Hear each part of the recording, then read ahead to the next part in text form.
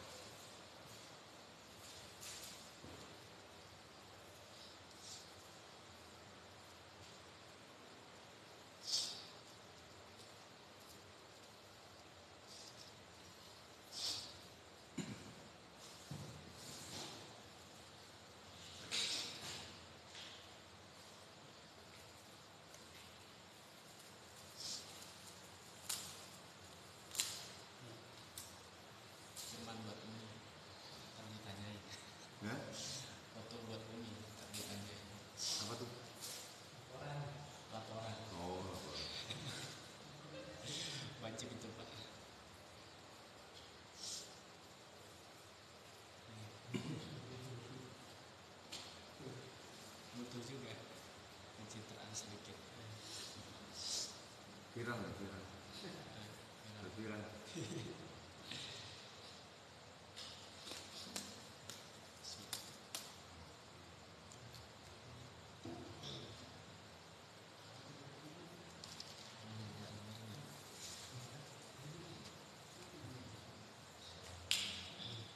Bismillahirrahmanirrahim. Assalamualaikum warahmatullahi wabarakatuh. Alhamdulillahilladzi nata'ala dzikri al-albab al-hijab. Asyhadu an la ilaha illallah wahdahu la syarika lah. Asyhadu anna sayyidana Muhammadan abduhu wa rasuluhu la nabiyya ba'da amma ba'd. Allahumma shalli ala sayyidina Muhammad wa ala ali sayyidina Muhammad. Allahumma shalli ala sayyidina Muhammad al-Fatih lima ughliq wal khatim lima sabaq nasirul haqq bil haqq wal hadi ila siratal mustaqim wa ala alihi haqqa qadrihi wa miqdarihi azim. Allahumma ya ahad salli ala Ahmad. Allahumma ya ahad salli ala Muhammad. Allahumma ya ahad salli ala mahdi khalifatillah ya ahad. Ahad zatullah ahmadullah Muhammad nurullah Muhammad habibullah al-mahdi khalifatullah. Alhamdulillah, puji syukur selalu dihaturkan kepada Allah karena kita masih diberikan kesempatan nikmat oleh Allah Subhanahu wa taala untuk terus menuntut talabul ilmi, karena menuntut ilmu itu adalah wajib bagi kita yang bekal bagi kita untuk kita bawa sampai kita meninggal. Karena banyaknya ibadah yang akan kita kerjakan, tetapi kalau tanpa didasari daripada ilmu, maka ibadah itu akan menjadi sia-sia, maka tidak ada gunanya untuk Allah Subhanahu wa taala. Oleh sebab itulah kenapa iblis Nabi Adam itu lebih mulia daripada Azazil. Azazil itu ia beribadah bahkan jauh sebelum Nabi Adam diciptakan. Kalau menurut cerita dari berbagai sumber, iblis itu di langit pertama itu sekian ribu tahun, di langit kedua sekian puluh ribu tahun juga dia beribadah, sampai ke langit ketujuh, sampai dia diangkat oleh Allah Subhanahu wa taala menjadi sayyidul malaikah, pemimpinnya para malaikat atau pemimpinnya seluruh para malaikat. Namun bedanya adalah kalau malaikat itu diciptakan dari nur, kalau ia dari nar, tapi narnya itu adalah yang baik pada masanya. Nah, yaitu menjadi sayyidul malaikah itu adalah karena amalan-amalan dan wirid-wirid yang dia kerjakan. Nah, zikir-zikirnya itu sama dengan zikir-zikir yang sebenarnya kita kerjakan pada yang sudah biasa lazim kita kerjakan, mulai dari subhanallah, walhamdulillah, wala ilaha illallah, wallahu akbar, ataupun la ilaha illallah. Itu pun zikir-zikir semuanya, dan iblis pun semuanya tahu dengan zikir-zikir tersebut. Nah, namun saat Sayyidina Adam atau Nabiullah Adam diciptakan oleh Allah Subhanahu wa taala, setelah setelah rohnya itu ditiupkan oleh Allah, maka seluruh para malaikat itu kan disuruh sujud oleh Allah Subhanahu wa taala kepada Nabi Adam. Nah, sujud itu adalah sujudnya karena menghormati Nabi Adam karena ketinggian ilmunya. Nah, awalnya para malaikat itu bertanya, kenapa kok kami mesti disuruh sujud kepadanya?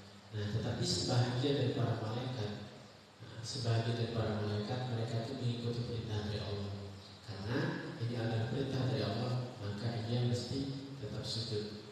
Nah, namun ada suatu malaikat, di antaranya adalah Sayyidul Malaikah yang bernama Azazil. Nah, Azazil ini tidak mau sujud kepada Nabi Adam. Karena apa? Karena ia merasa lebih tinggi dan lebih mulia daripada Nabi Adam. Nah, mulianya kenapa? Mulianya adalah karena sujudnya lebih banyak, zikirnya lebih banyak, ibadahnya lebih banyak daripada Nabi Adam, sehingga ia merasa dirinya itu lebih baik daripada Nabi Adam. Bukan sebenarnya ia itu merasa karena penciptaannya. Nah, kalau penciptaannya itu sudah pada urutan-urutan yang kesekian, tetapi ia itu merasa lebih baik daripada Nabi Adam itu adalah karena ibadahnya yang lebih banyak. Sementara Nabi Adam belum punya ibadah apa-apa. Nah, tetapi Allah Subhanahu wa taala memperlihatkan kepada semua para malaikat kalau Nabi Adam itu lebih mulia daripada mereka. Salah satunya adalah Nabi Adam disuruh oleh Allah Subhanahu wa taala untuk menyebutkan semua nama-nama yang ada di seluruh alam semesta, bahkan seluruh makhluk. Jadi itu ada tercantum dalam surah Al-Baqarah, wa 'allama Adam al-asma'a kullaha. Makanya ilmu Nabi Adam itu adalah ilmu asma. Ma'rifat Nabi Adam itu adalah ma'rifatul asma. Artinya apa? Setiap nama-nama mulai dari awal penciptaan dunia sampai akhir penciptaan dunia ini, sampai akhir dunia ini berakhir, kiamat nantinya, baik dari surga maupun neraka, baik pun arsy dan segala isinya, semuanya Nabi Adam tahu namanya apa. Nah, sebelum kita lahir kayak sekarang nih, sebelum kita lahir itu Nabi Adam dahulunya sudah tahu nama kita. Makanya ma'rifat Nabi Adam itu adalah ma'rifatul asma. Nah, jadi perlu kita ketahui bahwa setiap para nabi itu memiliki ma'rifatnya tersendiri, memiliki ciri khas daripada ma'rifat mereka tersendiri. Salah satunya Nabi Adam itu adalah ma'rifatul asma. Kalau Nabi Ibrahim itu ma'rifatul af'al, jadi lebih kepada af'alnya. Nah, jadi setiap nabi itu memiliki pencirian masing-masing tentang ma'rifat mereka.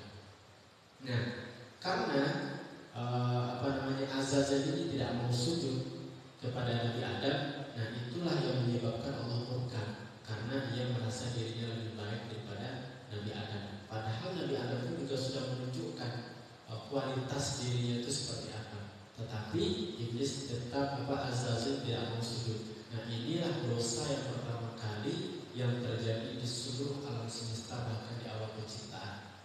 Nah, ini adalah dosa yang pertama kali yang dilakukan oleh Azazil yang sekarang kita kenal dengan namanya iblis. Nah, oleh sebab itu, bagaimanapun dan dimanapun orang yang alim itu tetap akan lebih tinggi dan akan tetap lebih mulia daripada orang yang alim. Nah, orang yang alim itu dimanapun dan kapanpun akan tetap lebih tinggi daripada orang yang alim. Nah, mungkin kita akan selalu bertanya, ini sebenarnya apa sih beda antara ma'rifat dengan ilmu? Nah, kalau ma'rifat itu sumber dari ilmu. Nah, ilmu itu adalah cabang-cabang daripada ma'rifat. Nah, biasanya kalau ma'rifat secara bahasa itu kan artinya pengenalan. Kita mengetahui kalau dalam bahasa Arab, saya kenal kamu itu namanya ta'aruf. Nah, jadi sama dengan kita kenal, kita tahu. Nah, itu dinamakan dengan ma'rifat. Tapi ma'rifat ini konteksnya lebih kepada mengenal Allah Subhanahu wa taala. Nah, konteks cabang-cabangnya itu dinamakan dengan ilmu.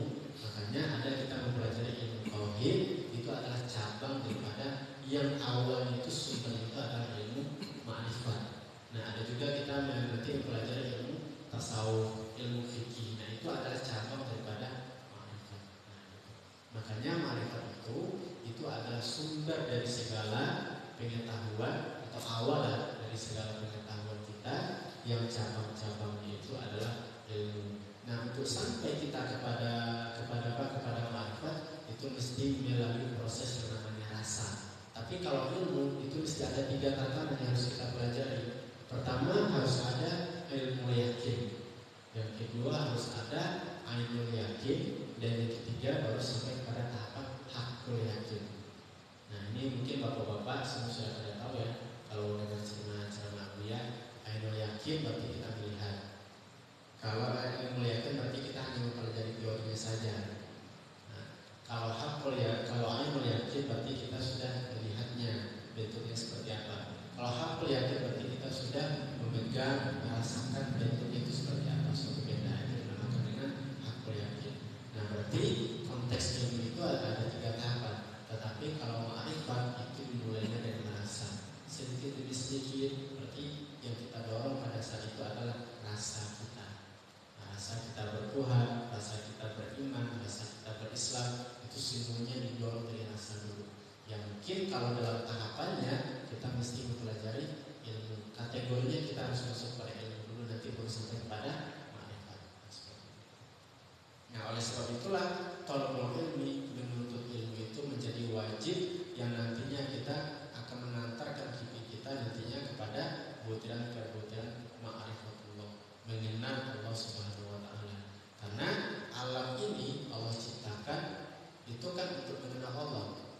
Kita diciptakan wa ma khalaqtul jinna wal insa illa liya'budullah. Artinya jin dan manusia itu Allah ciptakan adalah untuk menyembah kepadanya. Nah, bagaimana cara kita menyembahnya adalah dengan mempelajari alam ini. Nah, jadi apapun semuanya bisa akan mengantarkan kita kepada Allah Subhanahu wa taala, tergantung daripada kitanya aja. Nah, kalau kita mempelajari ilmu tauhid, tapi kalau niat itu kita itu tidak ada ataupun rasa tidak ada, bagaimana kita akan sampai kepada ma'rifat nanti? Nah, gitu. Jadi semuanya mesti dimulai daripada tahapan-tahapan ilmu ataupun cabang-cabang ilmu. Nah, insya Allah sedikit-sedikit akan kita pelajari. Nah, kemudian salawat dan salam sama-sama kita aturkan kepada Allah, semoga disampaikan kepada baginda Rasulullah SAW, sumber dari segala sesuatu, nurun fawqa nurin, jadi cahaya di atas cahaya. Itulah baginda Rasulullah SAW. Tanpa beliau kita akan kabur, bahkan tanpa beliau kita tidak akan diciptakan oleh Allah Subhanahu wa taala.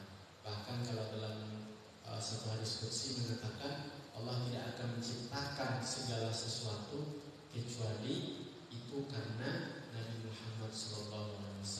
Artinya apa? Kita semua diciptakan dari nurnya, yang mana nur itu adalah daripada nurullah atau cahaya Allah Subhanahu wa taala. Nah, kalau pembahasan cahaya, jangan kita bayangkan cahaya seperti cahaya lampu. Ilmu ini adalah cahaya. Kita pergi keluar, terang, nah itu bentuk daripada pancaran cahaya. Hati kita tenang, berarti itu ada cahaya keimanan di dalamnya. Hati kita gelisah, berarti itu ada cahaya kegelapan di dalam hati kita. Jadi cahaya yang kita bayangkan seperti cahaya lampu. Nah, pada pembahasan yang telah berlalu, kita telah membahas yang berkaitan dengan bab adab wudu, ya Pak ya. Bab adab wudu tentang doa-doa saat kita membasuh. Yang pertama adalah membasuh muka. Apa doanya? Adalah, jadi kalau dalam bahasa Indonesia aja ya, kalau dalam bahasa Arab itu adalah Allahumma bayyid wajhi binurika. Tapi kalau dalam bahasa Indonesia, ya Allah, putihkanlah wajahku sebagaimana Engkau memutihkan wajah-wajah para kekasih. Dan aku berlindung kepada Allah, dan aku berlindung kepadamu agar apa? Agar diselamatkan dari hitamnya wajah-wajah orang yang Engkau bukai pada hari kiamat. Nah, itu kalau dalam bahasa Indonesianya. Kalau kita tidak bisa membaca dengan bahasa Arabnya. saat membasuh tangan ada lagi doanya. Doanya apa? Ya Allah, kumpulkan aku bersama orang-orang golongan yang kanan. Nah, gitu. Kalau saat membasuh kaki apa doanya? Ya Allah, tetapkan langkahku di jalanmu, di jalan bersama orang-orang yang Engkau cintai, orang-orang yang alimin, orang-orang yang alim, orang-orang yang solihin, orang-orang yang soleh, orang-orang yang abidin, orang-orang yang ahli ibadah, yang mengamalkan ilmunya. Nah, mudah-mudahan dengan kita mempelajari doa-doa itu, mudah-mudahan Allah Subhanahu Wa Taala melancarkan ibadah kita dan memudahkan kita untuk sampai kepadanya. Nah, itu saat proses kita berwudu kemarin, saat kita proses berwudu. Ya. Jadi sebelum kita mulai, mari sama-sama kita baca Al-Fatihah dulu. Kita kirimkan Al-Fatihah untuk sahibul kita, Al-Imamuna Imam Al-Ghazali rahimahullah, dan penyarah kita adalah Syekh Nawawi Al-Jawi, dan juga kepada guru kita Maulana Abu Al-Zahashim, juga kepada guru-guru kita yang telah berkhidmah di Ribat, dan juga kepada para khidmah yang telah berkhidmah di Ribat ini, dan terkhusus kepada sahibul wilayah. Al-Fatihah.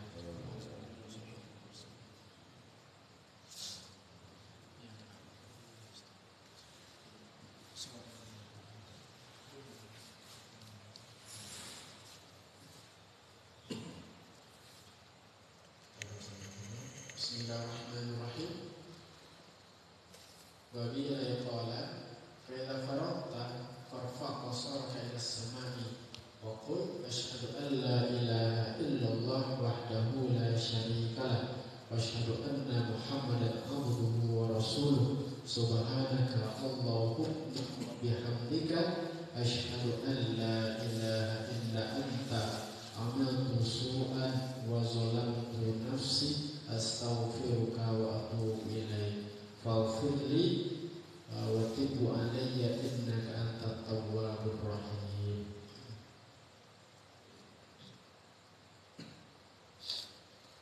Nah, jadi setelah kita selesai bersuci atau berwudu, maka apa yang mesti kita lakukan setelah itu adalah berdoa setelah berwudu. Doanya ini. Jadi fa'idha faragta, maka saat engkau telah selesai daripada bersuci, farfa' basaraka ila sama, maka menyengadahlah atau hadapkanlah pandanganmu ke arah langit. Nah, jadi setelah kita berwudu, maka kita hadapkan wajah kita ke langit, berarti kita tolakkan kepala kita ke atas. Jadi kalau di sini, meskipun engkau itu walaupun tu a'amma, meskipun engkau itu buta. Nah, jadi yang namanya mata ataupun wajah kita itu mesti kita hadapkan ke langit. Wastaqbilal qiblati bisodrika, dan menghadap ke arah kiblat. Jadi menghadap ke arah kiblat, lalu menengadahkan atau melihat ke arah langit. Nah, terus li'an as-sama'a qiblatan dunya, karena kiblat doa, karena sesungguhnya langit itu adalah arah kita untuk berdoa. Nah, ini sebenarnya jangan salah kita pahami. Kalau Tuhan itu saat kita menengadah ke langit, itu Tuhan ada di atas. Agak seperti itu. Kalau kita beranggapan kita menengadah ke langit, kita melihat ke arah langit, lalu kita beranggapan ada Tuhan di langit, berarti itu kita masuk kepada orang yang mujassimah, orang yang menempatkan Tuhan di sesuatu. Nah, itu tuh kalau udah belajar tauhidnya kita seperti sama Ustaz yang kemarin, itu udah masuk kepada kita kepada ranah kekafiran. Gak boleh seperti itu. Artinya apa? Kita berdoa ingin menghadapkan mata kita ke arah langit itu adalah karena langit itu adalah tempatnya doa atau arah kiblat. Nah, gitu. Karena langit itu adalah arah kiblat kita untuk berdoa. Nah, kalau kalau kita tunduk ke tanah, kita mengadahkan wajah kita ke tanah, itu namanya ruku ataupun sujud. Itu sebagai bentuk kita tawadhu di hadapan Allah. berarti kita meminta kepada Allah Subhanahu wa taala. Nah, berarti ada sesuatu yang kita butuh kepada Allah lalu harus kita hadapkan. Nah, jadi ibaratnya ini adalah bentuk adab kita berdoa. Bentuk adab kita berdoa. Nah, jadi kalau berdoa kan Rasulullah sering melakukan hal itu, terutama dalam kondisi-kondisi perang itu. Jadi kalau beliau itu sudah sudah dalam perang ataupun mau perang, itu beliau mengangkat kedua tangannya lalu menghadap langit. Itu etika kita berdoa, terutama saat kita butuh. Nah, tapi kalau ada doa-doa yang bahasa ini adalah bahasa kelembutan, bahasa kita bermanja-manja pada Allah, ya artinya kayak gini. Tapi kalau doa itu butuh ketegasan, bukan kita tegas kepada Allah, enggak seperti itu. Artinya dalam doa itu ada ketegasan, maka harus kita menanadakan. Jadi etika berdoa pun juga harus kita pahami. Jangan semua doa itu kita mesti nunggu kayak gini, juga seperti itu. Nah, enggak seperti itu. Harus kita pelajari juga ada doa nanti. Insyaallah. Nah, jadi di sini etika itu adalah karena doa itu maka saat engkau berdoa maka panjangkanlah tanganmu. Panjangkan tangan ini adalah kita angkat tangan kita kayak gini. Berarti bukan kayak gini, tapi kayak gini. Maka panjangkanlah tanganmu lihajati karena butuh kepadanya Allah Subhanahu wa taala. Walaupun mereka membaca asyaful jihati. Nah, Ka'bah itu adalah arah kiblat. Arah kiblat yang paling mulia. Itu tempat kita ruku dan sujud. Itu arah kiblat. Tapi kalau arah kita untuk berdoa kemana? Ke langit. Nah, kita hadapkan wajah kita ke arah langit. Itu ada berdoa. Nah, saat setelah selesai, waqul dan berkatalah asyhadu an la ilaha illallah wahdahu la syarikalah. Aku bersaksi bahwa tiada Tuhan selain Allah dan tidak ada sekutu baginya. Nah, mungkin tentang masalah syahadat kemarin sudah kita pahami ya Pak ya. Kalau saat kita bersyahadat, ini bukan aku bersaksi tidak ada Tuhan lagi, tapi aku bersaksi bahwa tidak ada yang patut untuk dicinta, tidak ada yang patut untuk dirindukan, tidak ada yang patut untuk diharapkan kecuali Allah Subhanahu wa taala. Jadi terjemahnya sudah kita ganti, bukan asyhadu alla tidak ada Tuhan kecuali Allah, itu sudah pasti. Tapi yang maha, artinya saat kita bersyahadat, melakukan syahadat itu ada aroma-aroma romantisnya kita bersama Allah.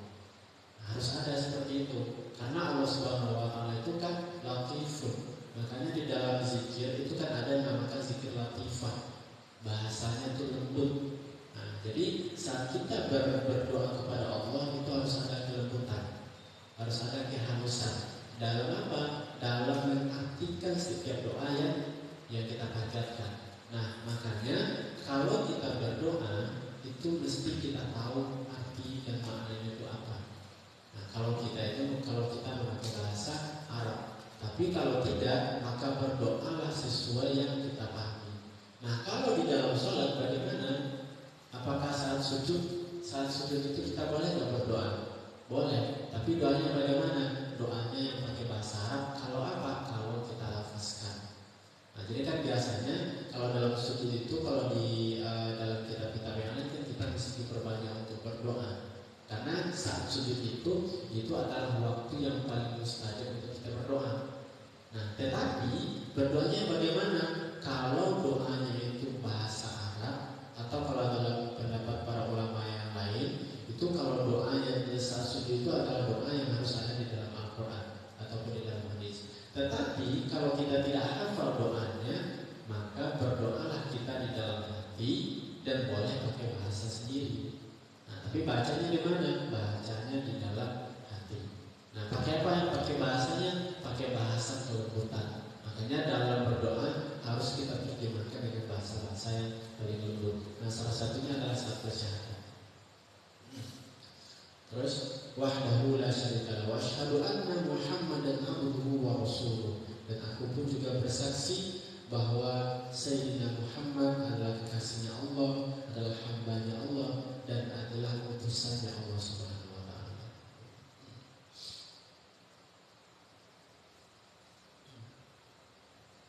ini jadi doa yang tadi itu adalah daripada hadis Nabi Sallallahu Alaihi Wasallam yang diriwayatkan oleh Imam Muslim dan At-Tirmidzi. Nah, jadi itu doa yang pertama tuh. Selanjutnya, jadi itu belum selesai itu doanya, masih kita tinggal tangan ke arah ini. Terus Allahumma wa bihamdika subhanaka Allahumma wa bihamdika asyhadu an la ilaha illa anta. Aku bersaksi bahwa ini kalau bahasa tadi bahwa tiada yang patut untuk dicinta, tidak ada yang patut untuk dirindu, tiada yang patut untuk untuk meminta belas kasihan kecuali Engkau ya Allah. Terus amil tusu'an wa zalamtu nafsi astaghfiruka wa atubu ilaik. Aku amalanku ini adalah amalan yang buruk. Nah, jadi saat berdoa di sini ini ada tekanannya di sini. Ya Allah, amalanku ini adalah amalan yang buruk. Saat aku melakukan amal, melakukan suatu ibadah, itu di dalamnya banyak kesombongan, banyak kekurangan. Saat aku sholat, sholatku tidak pernah khusyuk. Nah, biasanya kalau sholat itu dengan Engkau ya Allah, tetapi aku sholat malah dengan yang lain. Sholatku ini jelek, sholatku ini buruk, ibadahku ini jelek, ibadahku ini sia-sia dan sangat-sangat buruk. Maka ampunilah setiap amalanku. Jadi astaghfirullah itu adalah ampunilah setiap amalanku dan dosa-dosaku. Terus wazalamtu nafsi, dan aku zalim kepada diriku. Nah, zalim kepada diri itu adalah kita sebenarnya setiap melakukan keburukan, setiap melakukan kejahatan, itu sebenarnya efeknya bukan kepada yang lain, tetapi adalah kepada diri kita sendiri. Nah, saat efek itu kembali kepada diri kita, berarti kita sudah zalim kepada diri kita sendiri. Nah, apapun perbuatan maksiat yang kita lakukan, kecil ataupun besarnya maksiat yang kita lakukan, itu berarti kita sudah menzalimi diri kita, sadar ataupun tidaknya kita.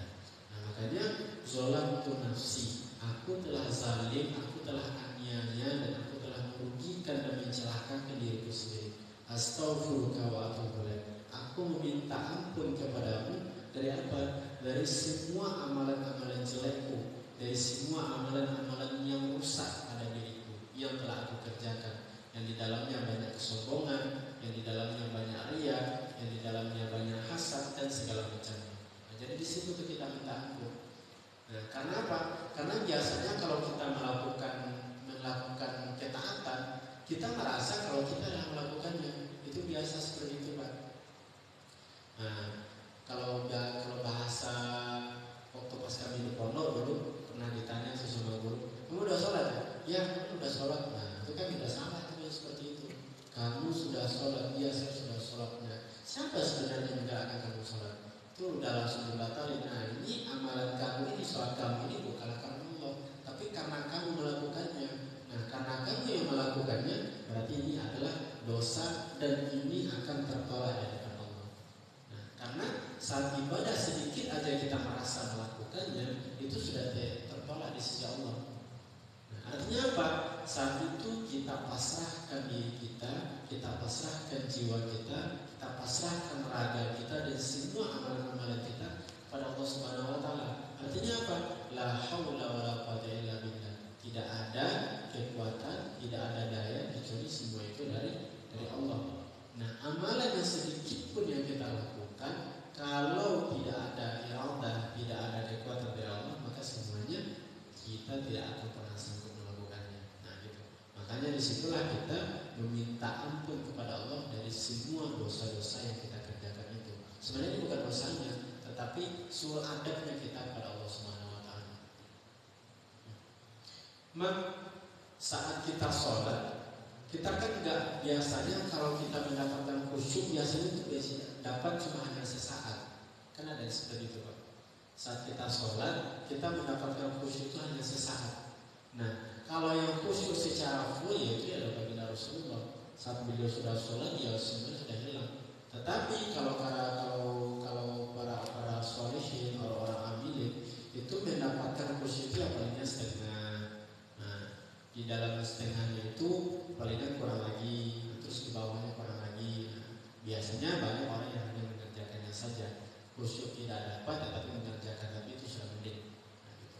Kalau khusyuk secara full yaitu yang harus rukun. Dan bisa melakukan sholat secara khusyuk atau ibadah secara sempurna yaitu yang harus rukun. Jadi faghfirli wa tub ilaik. Jadi aku meminta ampun, jadi ampunilah aku dan aku bertobat kepadamu.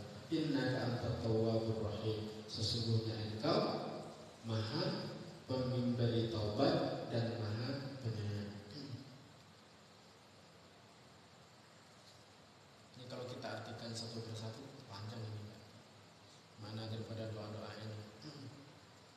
Nah, terus, ini mungkin yang doa yang mungkin sudah biasa ya Pak ya. Mungkin sudah kita pelajari dulu. Allahumma ja'alni minat tawwabina wa ja'alni minal mutatahhirin. Ya Allah, jadikanlah aku golongan orang-orang yang selalu bertaubat kepadamu. Nah, jadi mana tawabin ini kalau dia membahas itu adalah kita ini senantiasa melakukan maksiat. Maka Allah Subhanahu wa taala senantiasa pula memberikan taubat kepada kita. Maka sebenarnya rezeki yang paling nikmat itu bukanlah rezeki ilmu yang banyak yang terlimpahkan kepada kita. Bukan pula lah rezeki ibadah yang banyak kita lakukan. Bukan pula apalagi rezeki berupa harta, berupa pangkat dan jabatan. Tetapi rezeki yang paling nikmat itu adalah saat kita melakukan maksiat, kita ditarik oleh Allah, dipanggil oleh Allah, dan kita memenuhi panggilan itu atas izin Allah. Lalu Allah mengampuni kita. Maka semuanya Allah juga yang melakukan, yang memperbuat. Nah, saat kita mengetahui hal itu, itulah sebenarnya rezeki yang paling nikmat. Coba dapat rasakan itu. Saat kita melakukan suatu dosa, lalu kita kembali dan meminta ampun kepadanya, dan Allah mengampuni kita. Nah, itu adalah suatu kenikmatan yang benar-benar tiada tara. Nah, lalu bagaimana tandanya kita diampuni Allah apakah tidak? Nah, saat kita melakukan taubat, setelah itu ada rasa ketenangan dan rasa lapang di dalam kalbu kita. Nah, itu berarti tandanya Allah Subhanahu wa taala sudah menerima taubat kita. Ada rasa ketenangan, ada rasa kesejukan di dalam hati kita. Berarti itu tandanya nih, salah satu tandanya adalah Allah telah mengampuni dosa-dosa kita. Itu tandanya. Nah, kalau kita sudah melakukan maksiat nih, berbagai macam maksiat sudah kita lakukan, lalu kita kembali kepada Allah, memulai dari melakukan sholat sunat taubat, nah setelah itu istighfar. Nah, setelah itu ada rasa ketenangan, rasa kesejukan, berarti itu sudah Allah, berarti Allah sudah mengampuni kita. Itu aja tandanya. Gak banyak-banyak Pak. Jadi biasanya kan orang nanya, ini apa sih sebenarnya tanda Allah sudah mengampuni kita? Nah, kan kita sudah sering taubat, kadang udah terasa tuh capeknya gitu sholat itu kok biasa-biasa aja. Nah, gitu. Sebenarnya Allah sudah mengampuni kita. Nah, tandanya itu tadi. Tandanya adalah ada ketenangan dan tidak ada kegelisahan. Bahkan kita mudah melupakan dosa yang kita lakukan pada masa dahulu. Atau biasanya Allah melupakan dosa kita. Tapi bukan berarti kita lalai daripada dosa itu. Allah menja'alni tawwabina wa ja'alni minal mutatahhirin. Nah, jadi Allah Subhanahu wa taala itu yang pertama memerintahkan kita untuk taubat, dan setelah itu memerintahkan kita untuk bersuci. Bersuci dari apa? Bersuci daripada zahir dan batin kita.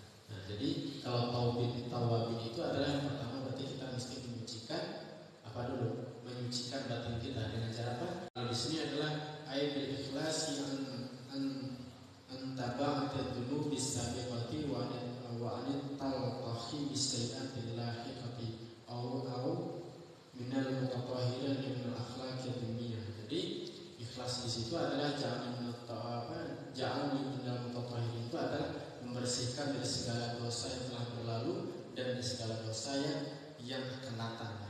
Jadi mutahhirin itu seperti itu. Atau juga dari akhlak-akhlak yang zimiyah, dari akhlak-akhlak yang tercela. Wa ja'alni min ibadika sholihin, dan jadikanlah kami atau jadikanlah aku daripada hamba-hambamu yang soleh. Nah, ini doa-doa setelah kita melakukan setelah kita bersujud, setelah kita bersuci. Terus wa ja'alni saburan syakuran. Nah, dan ya Allah, aku meminta kepadamu saburan syakuran. Aku meminta kepadamu agar berkahi. Saburan itu apa? kesabaran. Syukuran itu yang mana? Rasa bersyukur. Nah, syukuran itu apa? Syukuran itu adalah ta'zimullah ta'ala ta'ziman yamna'u anil jaz'i fi ma asabihi. Artinya apa? Kita ta'zim, kita mengagungkan Allah Subhanahu wa taala dengan sebenar-benar agung. Jadi ini yang yang disebut dengan sabar di sini adalah mengagungkan Allah dengan sebenar-benar agung, lalu tidak ada keluh kesah terhadap apa yang menimpa diri kita. Nah, ini nih makna sabar menurut Syekh Nawawi Al-Jawi atau Syekh Nawawi Al-Jawi. Nah, jadi kalau masih ada saat kita sabar tapi masih ada rasa kegelisahan, masih ada rasa putus asa, itu namanya bukan sabar. Nah, ataupun kita sabar terhadap sesuatu, mungkin rezeki belum datang, tapi tidak ada agungan Allah di situ. Kita tidak mengagungkan Allah, kita malah memikirkan yang lain. Mungkin contoh kayak kayak kita nungguin kereta api. Nah, kita telat nungguin kereta api, ya kita sabar menunggu kereta yang selanjutnya. Nah, sabar itu karena apa? Karena kereta yang akan datang itu pasti akan datang. Tapi sabar nggak di situ kepada takzim kepada Allah? Enggak. Nah, jadi sabar di sini adalah apapun yang menimpa kita tetap mengagungkan Allah. Kita tetap mengingat Allah dan kita tetap sabar terhadap apa yang telah menimpa pada diri kita. Nah, itu baru. Jadi ada agungnya Allah di situ, kita mengagungkan Allah, kita mengesahkan Allah, lalu kita tidak ada berkeluh kesah di situ, itu baru dinamakan dengan sabar. Gitu. Itu makna sabar.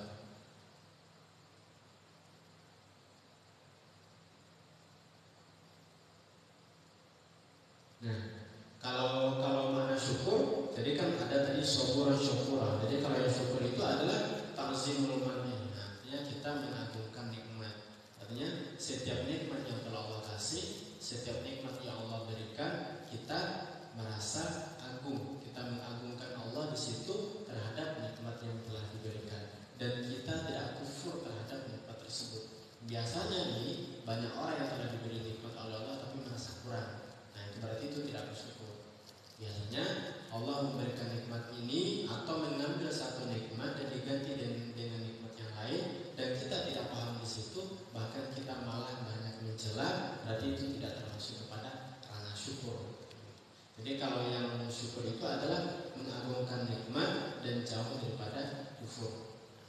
Artinya kita tidak ingkar terhadap setiap dosa setiap nikmat yang telah Allah berikan. Artinya baik kecil maupun besar, baik banyak maupun sedikit, itu semuanya kita syukuri, baik nikmat sakit ataupun nikmat sehat. Karena kalau bagi orang-orang yang beriman, sakit maupun sehat, banyak ataupun sedikit, itu sama bagi dirinya.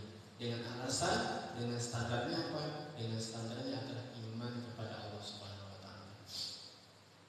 Nah, kedua-duanya itu akan bisa kita sabar, akan bisa kita syukur, dan akan dinamakan sebagai orang yang sabar dan syukur saat apa? Saat kita istiqomah. Ada rasa istiqomah di situ. Biasanya kalau ujian itu kan nggak akan menimpa kita selama 1 hari atau 2 hari, kan nggak seperti itu. Biasanya ujian itu akan menimpa kita saat apa? Ya saat kita dalam keterpurukan, dan keterpurukan itu akan berlangsung selama beberapa hari, bahkan bulanan atau mungkin bisa tahunan. Nah, kalau kita sabar di situ, nah itu baru kita disebut sebagai orang yang sabur. Nah, jadi saburan. Jadi orang yang sabar itu artinya apa? Berkelanjutan terus sabarnya, tidak ada habis-habisnya. Nah, kalau sabar seperti itu pula, saat nikmat diberikan banyak ataupun nikmat diberikan sedikit, selalu syukuran, artinya berkelanjutan terus. Nah, kalau biasanya orang itu ditimpa musibah 1 hari, nah besok udah dihilangkan musibahnya, nah biasanya setiap orang pasti akan sanggup, pasti akan mampu. Tetapi kalau berkelanjutan, apalagi makin lama makin berat, itu akan sulit orang untuk istiqomah. Nah, tapi kalau bagi orang yang beriman, semuanya akan dapat dilewati dengan apa? Dengan imannya kepada Allah. Makanya kalau orang tua kita dulu mengatakan, semakin tinggi iman seseorang, maka akan semakin berat ujiannya. Ya, kayak gitu.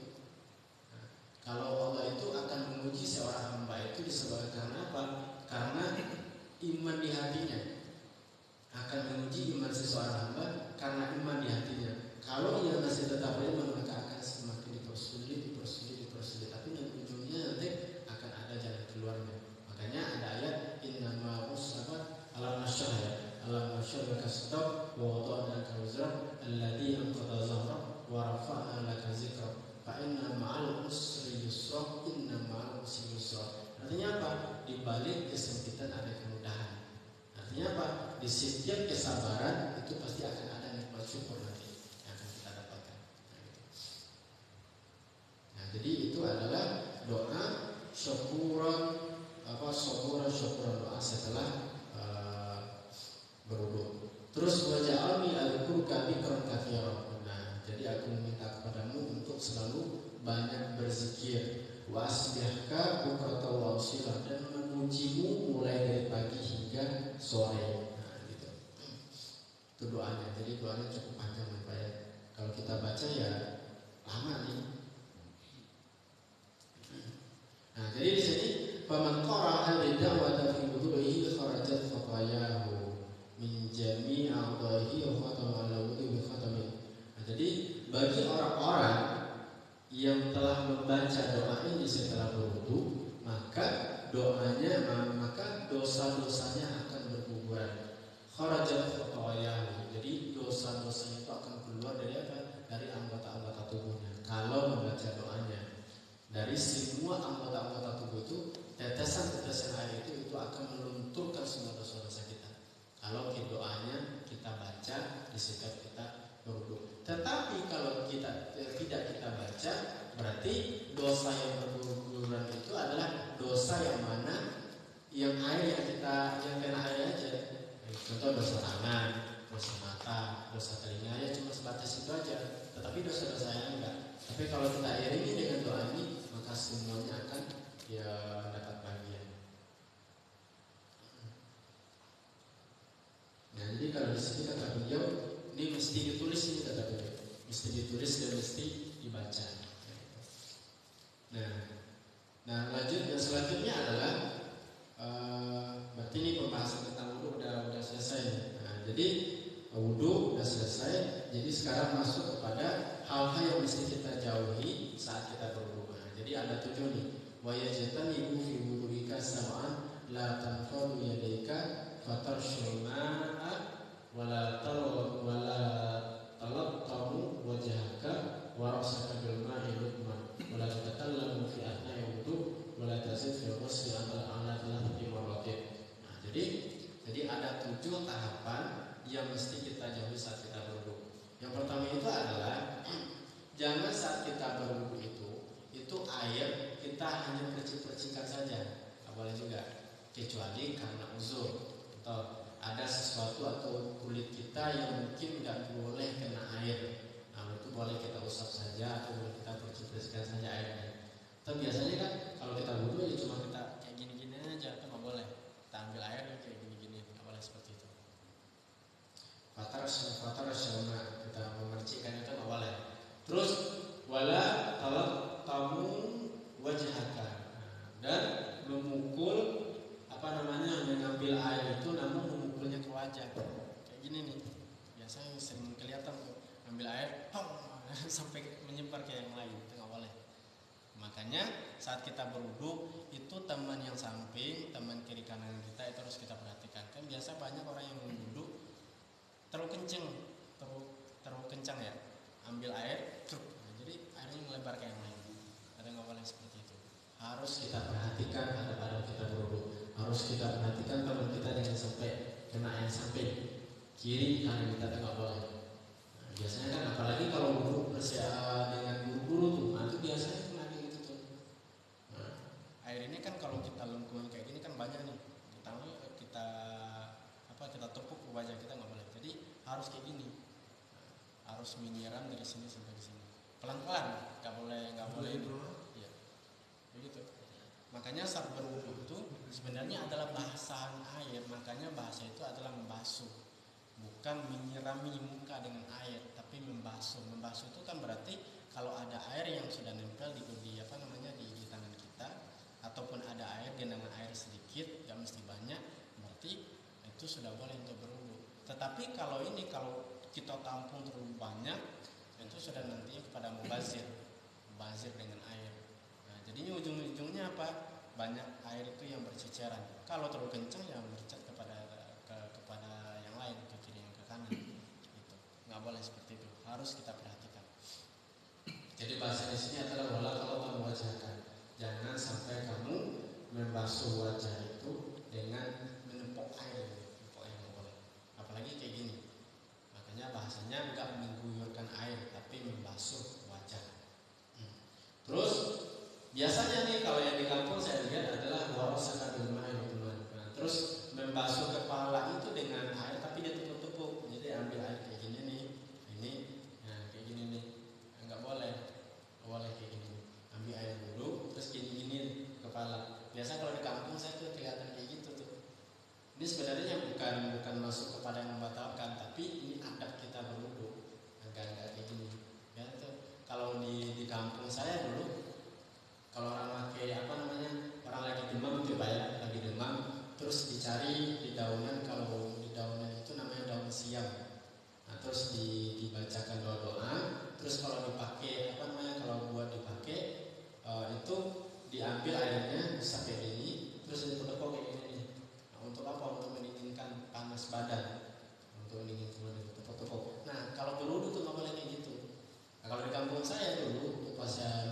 kecil itu sering tuh saya lihat nenek-nenek saya, orang tua gitu, nggak boleh. Terus wala tatakal fi athna'il wudu, ada tidak boleh juga berbicara saat sedang berwudu. Nah, meskipun itu tidak makruh. Nah, jadi ini dalilnya. Jadi mungkin nanti kita melihat orang yang ngobrol di dalam ngobrol saat berwudu, itu nggak apa-apa. Jadi kan kalau di sini ada hadis Nabi Shallallahu Alaihi Wasallam. Jadi walaya qaul kalam, jadi tidak makruh berbicara saat berwudu. Walau min hari, meskipun ini nih kalau mandi dalam keadaan telanjang, gitu, boleh berbicara. Terus lihatlah Rasulullah Alaihi Wasallam kalama Ummu Hanai. Jadi karena Nabi Shallallahu Alaihi Wasallam pernah berbicara kepada Ummu Hanai yauma fathil Makkah, pada saat Fathul Makkah. Bahwa yang bertasidur, sementara saat itu beliau sedang mandi. Artinya apa? Atau sedang mandi ataupun berwudu. Nah, itu artinya diperbolehkan. Nah, bukan diperbolehkan ya, artinya tidak makruh, tidak masuk pada ranah makruh. Nah, tapi kalau adabnya saat kita berwudu yang nggak boleh berbicara. Terus wala tazid fi ghusli ala thalathati marratin. Nah, tidak boleh juga basuh itu lebih daripada 3 kali, nggak boleh. Nah, kecuali kalau ada uzur yang menyebabkan kita mesti harus banyak membasuh bahagian tubuh kita, itu nggak apa-apa. Tetapi kalau secara ininya, usahakan saat kita berwudu itu 1 kali itu sudah mencukupi semuanya. Makanya kayak gini nih, kalau basuh wajah itu harus berulang. Nah, tangan kayak gitu, kayak gini. Itu biasanya udah merata tuh air, udah merata tuh semuanya. Coba. Atau saat kita basuh tangan kayak gini, nah kita ambil air terus kita guyur, sebenarnya itu sudah masuk semua tuh, kayak gini. Udah 1 kali itu sebenarnya udah cukup. Makanya di sini tidak boleh lebih daripada 3 kali. Nah, gitu. Tidak boleh daripada 3 kali. Terus wala taksiru sabbal mana, dan tidak boleh pula boros dalam pemakaian air. Banyak memakai air saat berwudu itu enggak boleh, harus sedikit, harus ukurannya min ghairi hajatin, selain tanpa hajat, bimujarradil waswasati, karena itu akan menghadirkan atau mendatangkan rasa waswas. Falil musawwisina syaitanun yadhuka bihim. Nah, karena waswas itu adalah datangnya daripada syaitan yang kalau kita boros dalam pemakaian air itu akan membuat dia itu pada ketawa-ketawa atau setan. Nah, jadi harus ukurannya, karena kalau sudah lebih daripada 3 kali itu was-was akan banyak. Nah, ini biasanya ada yang kurang aja terus tuh. Saat kita berwudu ini mungkin saat membasuh wajahnya kayaknya mungkin yang belum nyampe nih, atau basuh kaki kayaknya mungkin ada sesuatu yang masih menjanggal, yang nggak boleh. Nah, jadi saat kita berwudu sudah basuh 3 kali masih ada rasa-rasa yang seperti itu, ya sudah, berarti kita biarin aja. Kalau masih kita ikutin, nah itu setan akan selalu menggoda kita dan selalu masuk terus ke dalam kalbu kita untuk membisikkan kepada telinga-telinga kita. Nah, ini masih kurang yang tadi. Nah, jadi ada yang dikatakan sebagai walhalu. Terus wala tatawaddu bil ma'i musyammas. Nah, jadi seperti yang kita bahas dulu, tidak boleh berwudu dengan air yang dipanaskan oleh matahari. Artinya kita ambil bejana yang terbuat dari logam, lalu kita panaskan air di atas genteng, lalu kita pergunakan untuk berwudu, itu tidak boleh, itu hukumnya makruh. Atau wala minal alwani, ataupun dari air yang berwarna, air yang kita kasih warna, itu tidak boleh.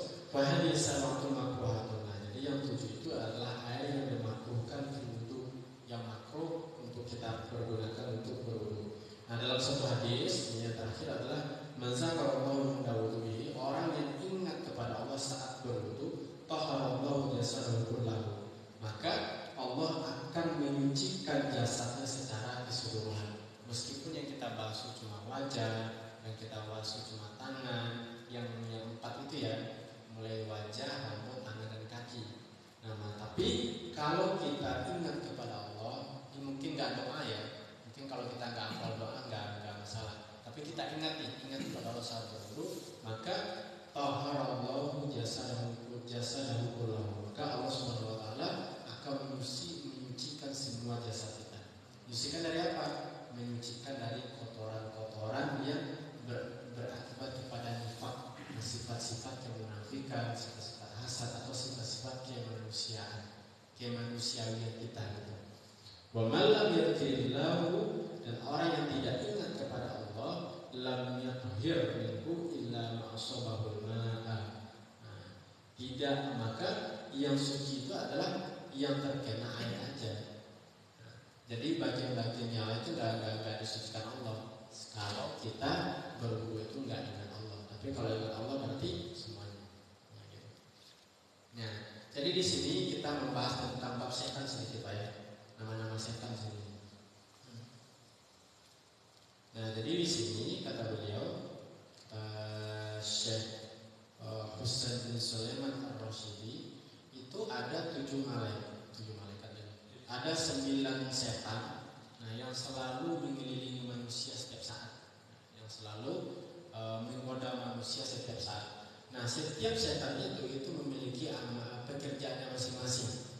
Nah, yuk kita baca sini, tambahan pengetahuan aja.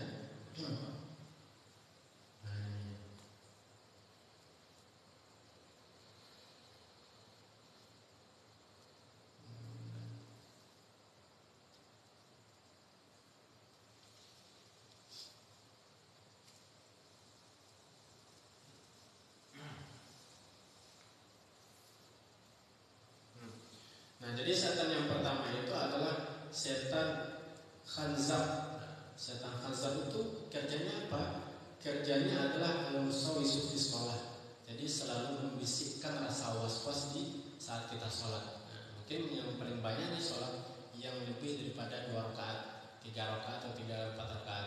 Kita sebenarnya sudah tahiyat akhir atau tahiyat pertama, tapi kok masih belum gitu kan? Atau kita biasanya sering lupa dengan gerakan, dengan rakaat sholat, ataupun bisa jadi dengan bacaan sholat, saat bacaan Al-Fatihah, saat apa? Saat kita berimam, selalu melakukan imam, saat kita sholat bermakmum ya, bukan berimam, tapi bermakmum. Ini sebenarnya kita udah baca Al-Fatihah atau belum? Nah, kalau biasanya kita sudah lazim membaca Al-Fatihah, berarti itu nggak perlu kita ada rasa was-was. Nah, namun was-was saat sholat itu setannya bernama setan khanzab ya namanya ini. Setan khanzab itu saat kita sholat. Nah, jadi ada rasa was-was dalam gerakan sholat kita, atau ada keraguan-keraguan dalam saat kita melakukan atau membaca ayat yang sudah dibaca atau belum, atau segala macamnya, atau lupa rakaat. Nah, itu setan yang membisikkan saya itu adalah setan khanzab. Nah, yang kedua adalah setan walham. Nah, setan walham ini apa?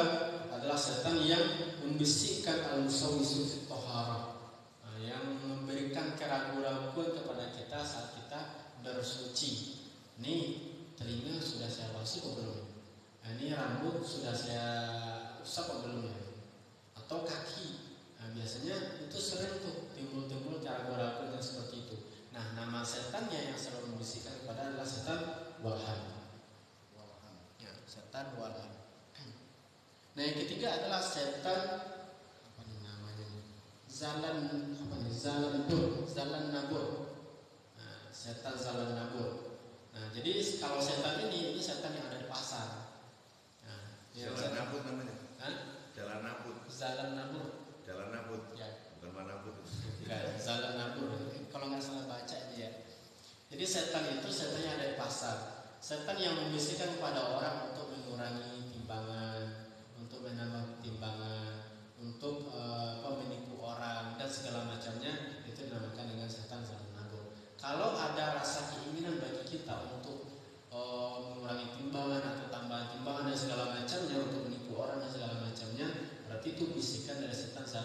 salah nabur.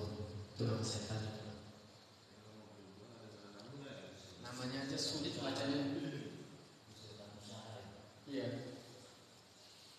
Terus yang keempat itu adalah setan awar. Setan awar nih. Nah, jadi setan ini kerjanya adalah yanfakhu fi ihlalil rijal wa ujizal mar'ah wa anjuza apa namanya. Jadi kalau artinya itu adalah setan yang menghembuskan kemaluan, yang menghembus pada kemaluan laki-laki dan pantat perempuan. Artinya apa? Menggoda orang untuk selalu berzina. Nah, kelihatan perempuan yang behom itu udah goyang-goyang. Itu udah ini nih. Itu kan sebenarnya syahwat itu lazim. Nah, tapi biasanya itu bisa ditekan. Tapi kalau sudah naik terus naik lagi, nggak mau turun. Nah itu udah setan yang menghembuskan. Jadi yang busuk bagian kemaluan itu. Berarti pada saat itu ada setan. Iya ada setan di situ. Setannya nih. Iya setannya yang beliau. Jalhon itu. Jalhon. Setan akwar. Akwal. Bukan akwar tapi akwar. Awal. Iya akwar namanya. Kalau salah baca nih kayak gini nih akwar ya. Ini kayaknya akwar ini nama setan. Jadi setan yang mengajak kepada fahsyat, kepada perbuatan yang bersifat birahi, melihat perempuan nggak tahan, melihat sesama jenis. Nah, itu setan itu juga tuh namanya. Pokoknya setan yang berkaitan dengan syahwat itu namanya awal. Nah, itu namanya awal. Harus berhati-hati itu. Biasanya kalau nafsu birahi itu kalau kita sudah bisa mengendalikannya, tapi masih tetap berdiri, itu ada hembusan di dalam celana. Setan itu cuma satu apa banyak ya? Banyak. Ini namanya. Berarti dia nempel itu ada 7 juga. 9. Yang namanya. Yang namanya. Yang terakhir tadi. Awal. Ya awal berarti masing-masing kita tuh punya namanya. Jadi begini Pak. Abu itu satu namanya. Tapi pasukannya banyak. Ya kayak gitu. Berarti ini nama kepalanya, Nama tugas. Ya nama Kayak tugas. pasukan kan itu deh. Kopassus kan bukan satu. Ya seperti itu. Pasukan. Awal mau setan. Banyak Pak komandannya siapa? Terus yang kelima adalah wasnan. Nah, wasnan itu setannya adalah setan tidur. Apa nih? Yutakilur rasu wal ajfan anaqiyan ila sholat. Nah, jadi saat azan subuh sudah datang, sudah berkumandang, kita masih berat banget di mata buat ini buat bangun. Itu setannya namanya setan wasnan. Gimana itu jadinya? Iya. Biar ini. Dengan tergoda setan. Ya kita ini gitu. Dari godain. Itu di ruang kan digodain. Itu nanti terakhir Pak ya. Jadi itu namanya setan wasnan yang selalu menghalangi seseorang saat hendak melakukan sholat ibadah, nah, terutama saat ia tidur. Yang kalau udah berkumandang suara azan itu paling berat kita dihimpit orang ketindihan tuh yang tahu Pak. Orang ketindihan ya mungkin salah satu itu karena capek, tapi lebih banyak itu karena setan wasnan ini nih. Kan kita apalagi tidur siang tuh terasa udah berat. Paling enak tuh tidur mau maghrib sama subuh itu. Berarti dia sudah bangun istana tuh di kepala kita. Setan wasnan. Wasnan.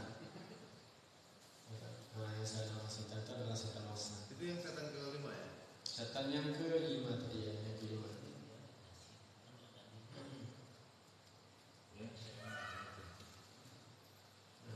Setan wasnan. Ya, setan itu ya. Dasmin. Nah, yang ketujuh, yang keenam, itu nama setannya adalah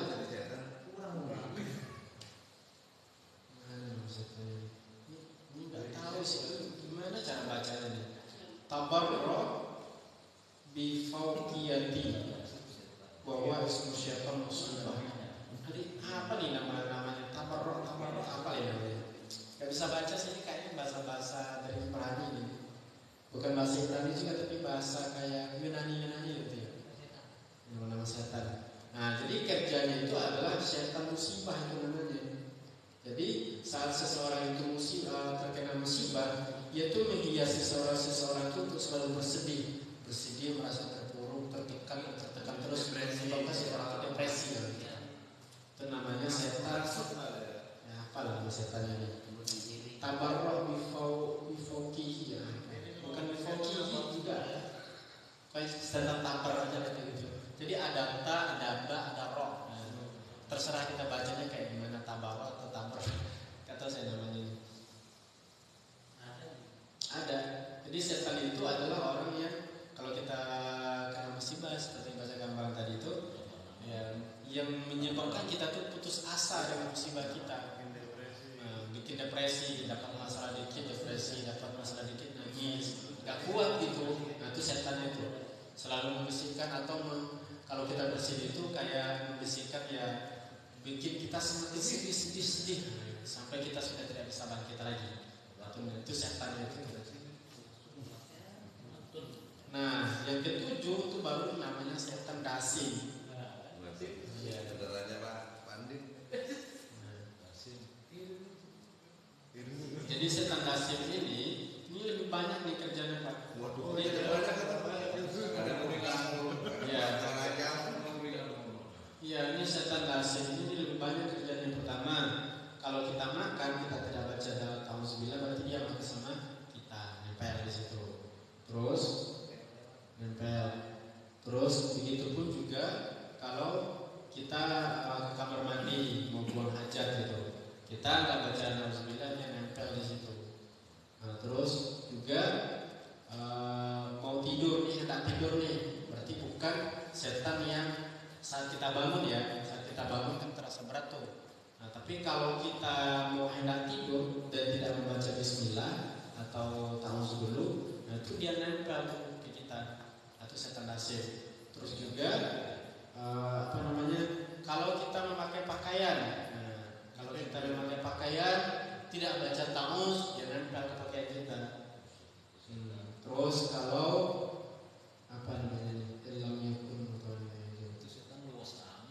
iya. Nah ini nih yang bahaya nih. Saat kita berhubungan antara suami istri, Bang Novel gimana ceritanya nih Bang Novel, kita mau jelasin ya? Dia niat sudah ada, cuma belum ada pasangan. Gimana cara kita mau jelasin nih? Awal.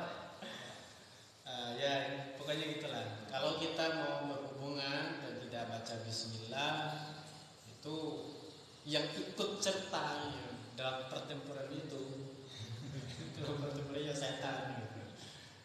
Jadi ikut juga dia. Berarti saat kita keluar, saat istri kita keluar, dia pun juga ngeluarin. Makanya bercampurlah kita dengan setan itu. Tapi beruntung Nopal. Belum. Udah kita belum ngalamin. Beruntung ini. Nah, dia saat berhubungan juga. Terus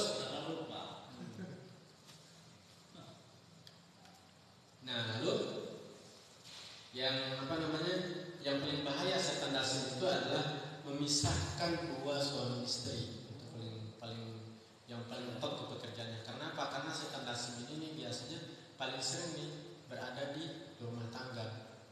Jadi kalau orang itu masih status itu pacaran, jadi pengen dekatin orang, pengen dekatin dengan syahwatnya, dengan tentaranya tadi yang bernama setan. Siapa tadi yang buat Gaul itu? Setan Awal. ya awar ya, setan yang mengurus pada syahwat tadi. Ya awar. Jadi dia berusaha untuk apa? Untuk menyatukan orang yang haram. Dua orang yang tak boleh bersentuhan. Nah itu paling banyak tuh setan. Namun setelah mereka menikah, mereka pengen memisahkannya. Itu namanya setan dasing gitu. Dasing itu. Ya dasing itu. Makanya kalau kata Buya dulu ya, jangan sampai kalau kata Buya, nasihat Buya dulu, jangan sampai bahasa kita kasar satu kali kepada istri, atau mungkin pernah mukul ya. Sekali kita berbahasa kasar kepada dia, maka itu akan terekam tuh sama setan dasing dan akan diulang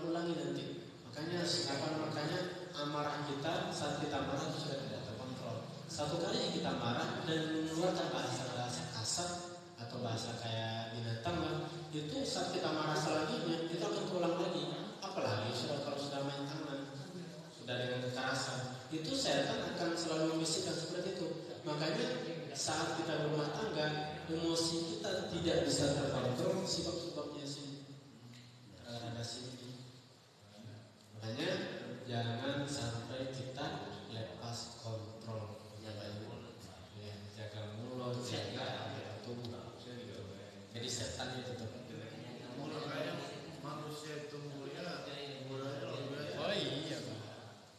Kan kalau kita untuk mendapatkan kemuliaan itu ya nggak boleh dengan yang biasa-biasa. Ya harus dengan perjuangan, harus dengan perjuangan yang berat. Belum lagi setan yang benar-benar menempel pada diri kita saat apa? Saat kita lahir. Ya, artinya setan semenjak kita lahir. Kalau ini dia setan yang ini yang sudah datang dari luar. Tapi kalau yang setan nempel dari diri kita, jin yang nempel dari diri kita sejak lahir itu ada juga. Artinya yang tidak bisa dipisahkan dari tubuh kita ada itu setan. Itu memang sudah kodratnya. Iya, sudah kodratnya. Berarti makanya setiap anak Adam itu kan pasti menangis.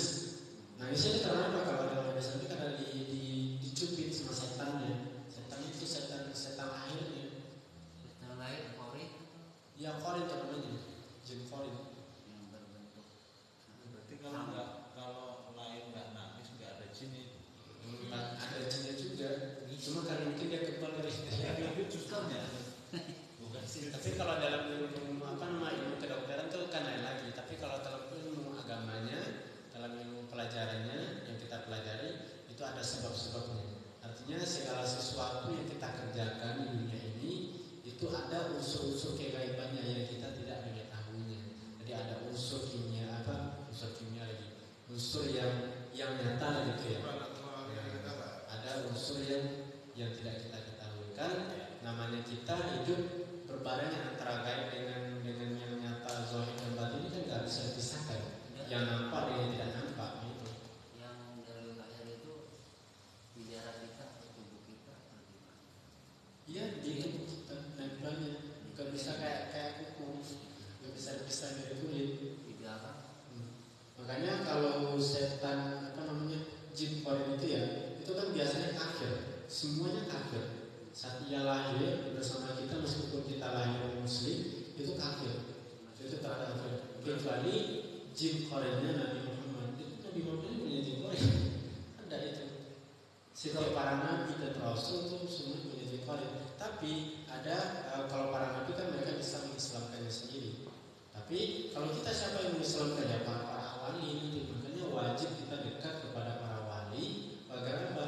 Untuk mengislamkan salah satu keuntungan kita dekat dengan para wali itu adalah dengan mengislamkan jin korin kita.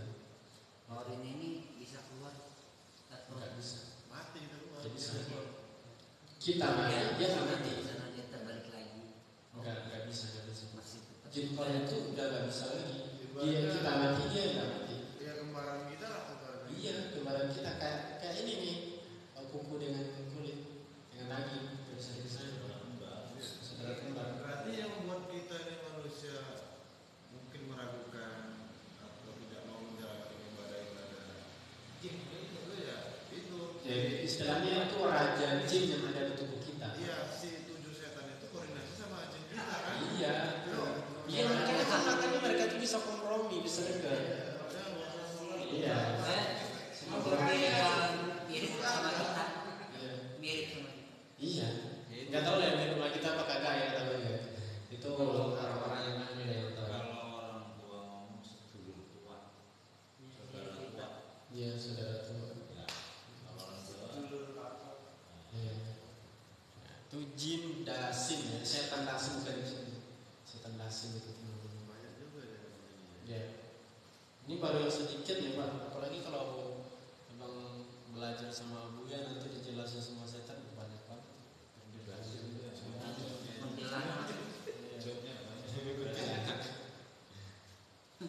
Baru 7 ya? Yang ke-8. Banyak. Jadi setan dasim. Terus Amin.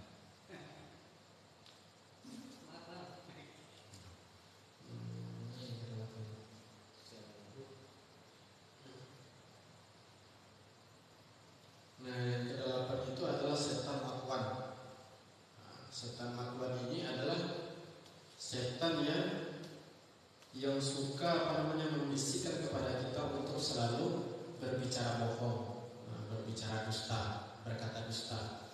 Nah, ini saat kita ngobrol nih, makanya kenapa kita ini mesti disuruh diam oleh Rasulullah? Karena kalau banyak ngobrol, banyak kita berbicara, itu diantara 100 pembicaraan kita, paling tidak kalau kita yang yang terpelihara lah maksudnya, palingan 10% itu pasti ada kata dustanya, atau nggak dusta tapi ada bahasa-bahasa melebihkan. Nah, itu, iya, itu hati-hati bagi para muallim itu. Nah, itu ustaz itu paling sering tuh bahasa-bahasa melebihkan. Jadi sebenarnya kalau di sini bukan bahasa-bahasa ustaz doang. Nah, jadi membuat kita untuk berbicara itu lebih banyak kepada melebihkan sesuatu yang ujung-ujungnya masuk pada dusta. Baik itu melebihkan diri kita, menganggap diri kita lebih baik, bicara sombong dan segala macamnya. Nah, itu bahasanya itu dari setan matwan, apa ya? Setan matwan itu yang ke-8. Nah, yang ke-9 yang terakhir itu adalah setan yang menggoda para nabi dan rasul. Setan yang menggoda para nabi dan rasul dan para aulia. Itu tinggi makanya. Ah, itu ini yang paling tinggi, Pak. Jadi panglimanya ini mana namanya tadi? Ada yang kena Azazil itu. Nah, namanya setan abyad ya. Setan putih. Setan abyad. Iya. Ya, setan panglimanya. Jadi mereka itu menggoda pada siapa? Para nabi, para aulia, nah itu. Adapun aulia faslimu minhum, pasti akan selamat dari mereka.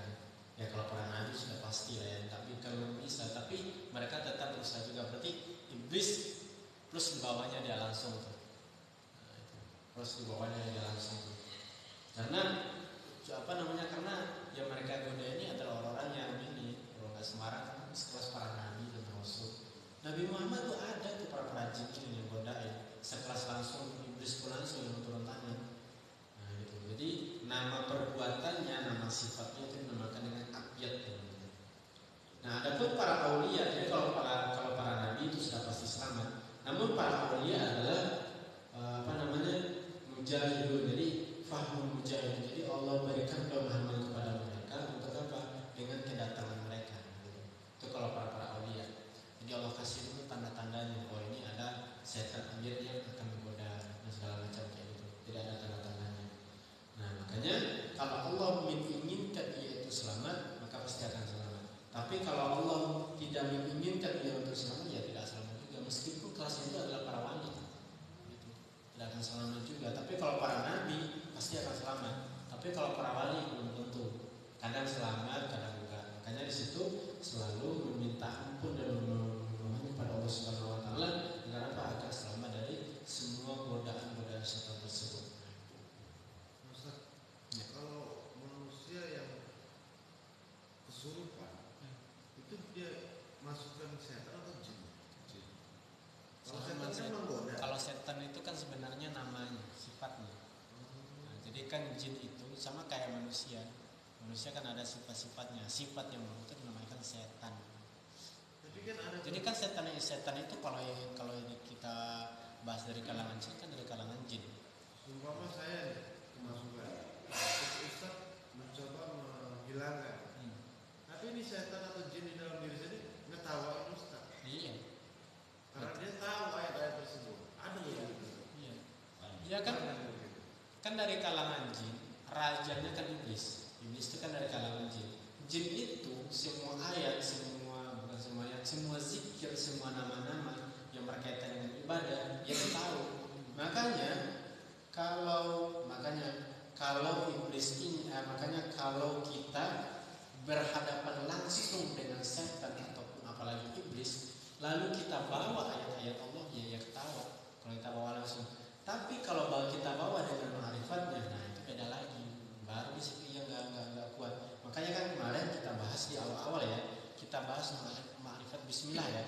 Nah, jadi ba itu apa gunanya, sin itu apa maknanya, nah, terus mim itu apa maknanya, itu baru makna Bismillah, ma'rifat Bismillah secara maknawi. Belum ma'rifat tinggi baru lugawi Bang. Belum secara maknawinya gitu. Belum secara hakikatnya gitu. Ma'rifat-ma'rifatnya. Nah, kalau makanya para aulia itu Umar bin Khattab salah satu contohnya ya, yang sudah terkenal. Kenapa setan itu takut lewat bukan berhadapan dengan Umar, lewat aja dengan jalan yang sebelumnya pernah dilewati oleh Umar. Kenapa? Karena rasa ma'rifatnya Umar itu sudah benar-benar tinggi kepada Allah, yang menyebabkan rasa takut kepada Allah sangat tinggi. Makanya setan pada takut sama dia. Jadi semakin tinggi ma'rifat seseorang, maka musuh-musuhnya pun juga semakin takut pada dia. Pertama itu jin. Makanya ada orang yang membaca Bismillahirrahmanirrahim, yang satu lagi membaca Bismillah. Pasti antara dua itu pasti ada perbedaan. Pasti ada perbedaan. Perbedaan dari mana? Dari segi kualitas yang dibacanya. Yang banyak nanti kalau di akhir zaman ada orang yang mengatakan Allahu Akbar, Bismillah, Bismillah, tapi semuanya sama aja, gak ada efeknya. Namun akan ada satu kaum yang baca Allahu Akbar yang semuanya sembah ke satu negara bisa runtuh. Gitu. Dengan Allahu Akbar juga rasanya ya. Iya, ma'rifatnya dalam. Isi ma'rifatnya itu yang bikin para musuh pada takut dan gentar. Kan kalau Nabi Muhammad kan musuh di antara mukjizat Nabi Muhammad itu adalah kalau dalam kata para ulama saya lupa lagi namanya, nama ulama yang mengatakan, jadi di antara mukjizat Nabi Muhammad itu adalah 1 bulan musuh sebelum berhadapan dengan Nabi Muhammad, 1 bulan mereka udah takut duluan. Makanya nggak ada baik musuh, baik lawan maupun kawan itu nggak ada yang berani langsung sama Nabi Muhammad. Gitu. Karena apa? Karena yang ada di dalam, karena di diri itu kan sumber semuanya. Gitu. Udah Pak ya? Udah lama ini ngaji. Udah jam 10. Ya. Udah Pak ya? Ya. Lagi. Oh ya ini ya. Ya. Balik ke body tadi ya. Oh ya. Kalau pakai kain lap basah boleh dikomel sakit Oh pakai yang lap. Itu karena apa Pak? sakit. Karena sakit. Ya. Boleh. Nah, jadi di sini ada pembahasan tadi yang mungkin belum disampaikan ya. Jadi kalau karena ada uzur itu diperbolehkan. Tapi kalau tidak ada uzur itu nggak boleh. Nah, tapi kan kalau sakit itu kan berarti nggak boleh kan kena air. Nah, itu boleh tuh dilap atau dipercik-percikan air atau ditayamumin aja gitu. Apa? Kalau nggak dikenain air nggak apa-apa. Tayamumin. Sakit. Tayamumin. Sakit soalnya. Iya. Ini sama soalnya. Atau kan kalau ini kan pakai perban nih. Kayak Ini kan pakai perban, tangan kita pakai perban, nggak bisa kena air. Nah, jadi kalau dalam fikihnya, selama perban itu tidak sebelumnya, ya semenjak awal kita pasang dan tidak kita lepas, nah maka dan tidak juga kena najis ya, kena najis dari luar bukan kena najis dari darah dalam, boleh kita usap aja pakai air. Gitu. Jadi kan kita kalau ini kan pakai air biasa, berarti yang samping ini kita usap aja pakai air itu boleh. Masuk di situ kan dilap ya Pak ya, tapi itu usap pakai air. Iya usap, jadi bukan disiram ya, usap. Bukan disiram, usap ambil air gini ya udah usap aja atasnya aja. Kalau dibuka ya kapan semuanya nanti, nggak ada ini, nggak ada uzurnya kan agak Itu nggak ada tangan. iya Orang nggak gitu. iya. Kena nggak mau tangan. Kena sungai. Orang Arab itu Pak Utu. Semua Utu. Dia pakai sepatu kan itu doang. Nggak ada coklat. Ya. Ya itu sepatu tuh kalau kita dalam safar juga seperti itu. Perjalanan. kalau Sapa. sepatunya kena kotoran Ah itu berarti sepatunya yang bersih. bersihnya juga. Ya bukan kaki kita yang potong ya. Kalau itu kan kita sepakat tanpa orang. Wah, sepatunya jadi siapa ya? Copot lah. Iya. Iya.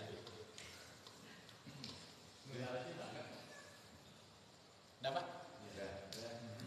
Jadi doa menghindari setan, doanya apa? Oh iya, doa menghindari setan.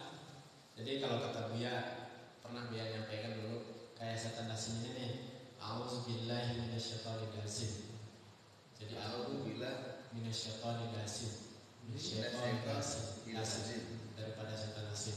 Ya, aku berlindung kepada Allah dari setan asin. Kalau setan apa namanya kita sebut aja apa namanya sih? Ya, contoh kan kayak yang pertama tadi adalah setan khazab. Jadi auzubillah minasyaitonir khazab. Terus kalau zat nabur, auzubillah minasyaitonir setan zat nabur. Kalau untuk semuanya lah. Umum. Auzubillahi minasyaitonir rajim. Bismillahirrahmanirrahim.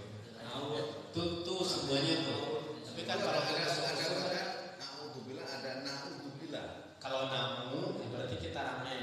Kalau amu berarti kita sendiri. Amu sama namu. Nah, jadi kalau dalam fi'il mudhari ada namanya nahnu, ada mutakalim buat kita ana. Jadi ada mutakalim. Jadi saya pernah lihat bacanya doanya gitu, kalau itu kan lama panjang.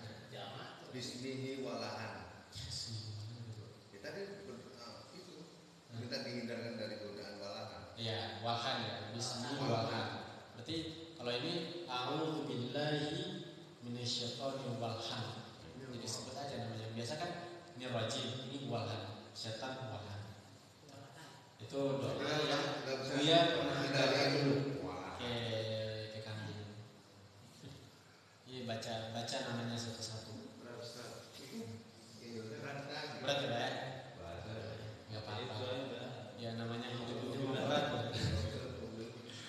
Ya, namanya hidup memang berat, makanya harus dipikul berdua. Enggak boleh sendiri. Kalau berdua ditanggung berdua. Iya. Kan beban itu akan ringan kalau berdua. Kalau sendiri apa? Kalau berdua itu ada permainan, kalau sendiri nggak ada.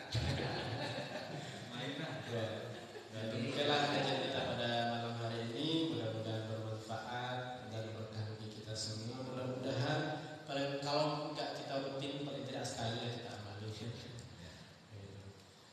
Mudah-mudahan bisa lah kita untuk tetap selalu istiqomah dalam menjalankannya, dalam memenuhikannya. Amin. Subhanakallahumma wa bihamdika astaghfiruka wa atubu ilaik. Assalamualaikum warahmatullahi wabarakatuh.